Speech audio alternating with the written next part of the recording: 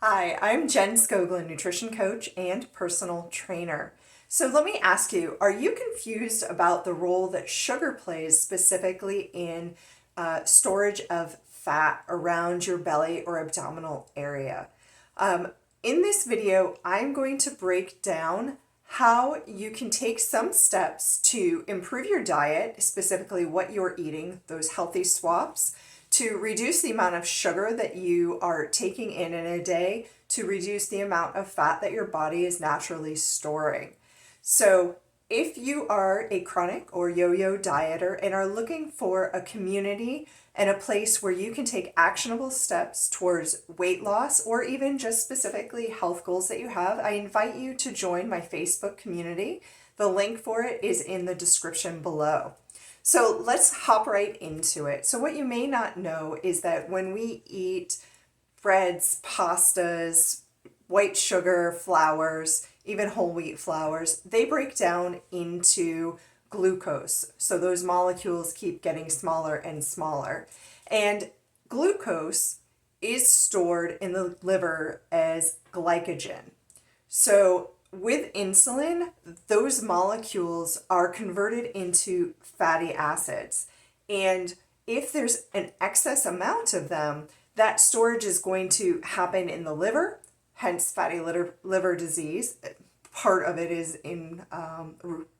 due to sugar, but also it will be transported. Those fatty acids will be transported and stored as fat in your adipose tissue.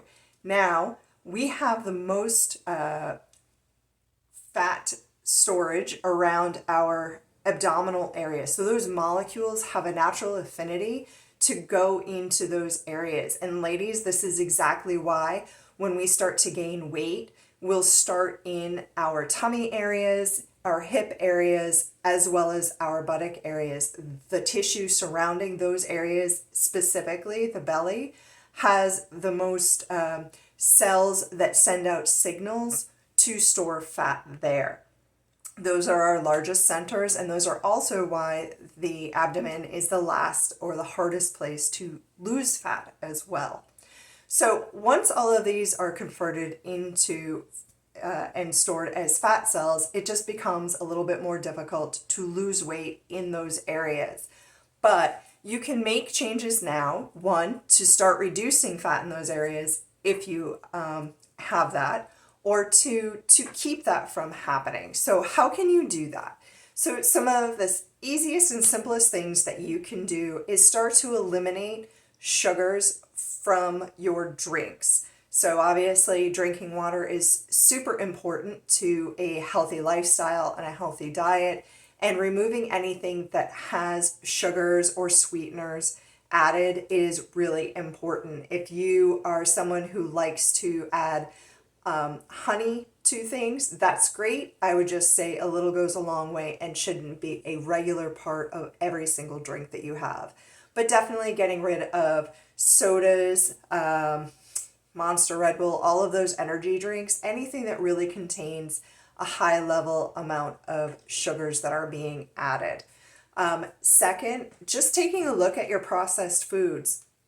It doesn't have to be specifically sugary foods, but taking a look at things like potato chips, pretzels, pita chips even, a lot of those will contain a lot of just extra sugars that aren't necessary in the diet. And not only are those breaking down into extra glucose, but those are also very empty calories. They really don't have a lot of vitamins, minerals, things that your body is looking for. So you're more likely that that snack isn't going to appease your hunger, and you're going to be looking for more, just bumping up your caloric intake anyway. And third, obviously, looking at things like sauces, ketchup, any things like that, those extras that maybe you're not using just on the occasion, but in your regular everyday meals and practices, or if you're going out and eating out a lot, just reducing some of those choices to healthier items.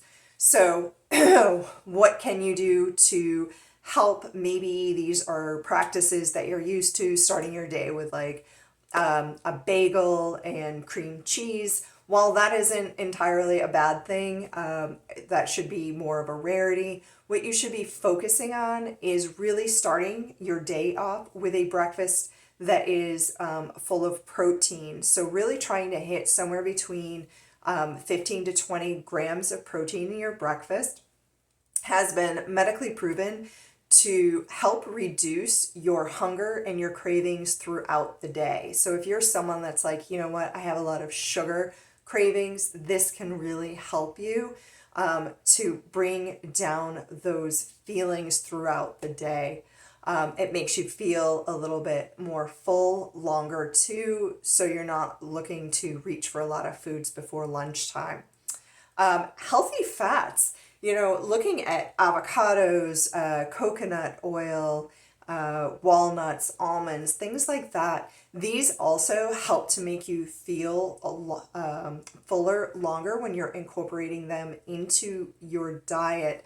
But also, they are really important. So, these healthy fats are super important to maintaining hormone levels and keeping them stable, especially insulin. So having well balanced meals and incorporating protein, fiber, fats, and keeping those balanced throughout your snacks and your mealtime will help keep your insulin levels much more level and not having the spikes that can drive insulin and more storage of fat as well.